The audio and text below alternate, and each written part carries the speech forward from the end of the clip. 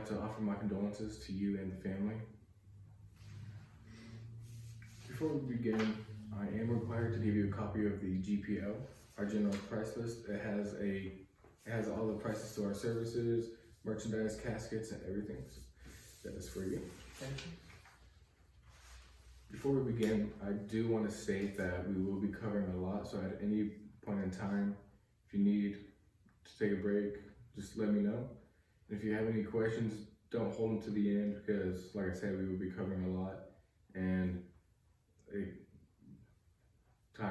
chances are that you won't remember the question at the end, or we might even, answer the question that you might have while we're doing this.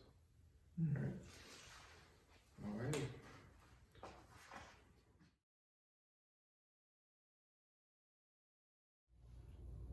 So the mode of disposition, you are choosing cremation for your mother, is that right? Yes, sir. Alrighty. And are you the only child? Yes, sir. Okay.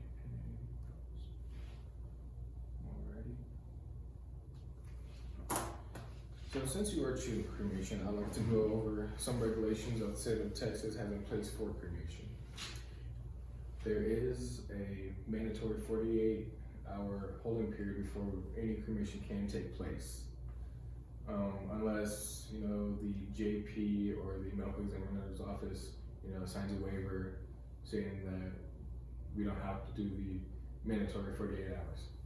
But other than that, it is a mandatory 48 hours before anything can start. So, and when it comes to cremation containers, caskets, and everything, the state of Texas does not require you to have one in order for cremation. And also embalming, that sort of depends on how you like the way you want to do it. Are you thinking of viewing or anything? No, No? Okay. Well, since you're not doing a viewing, the embalming is not required, and so I will just have you find my papers here.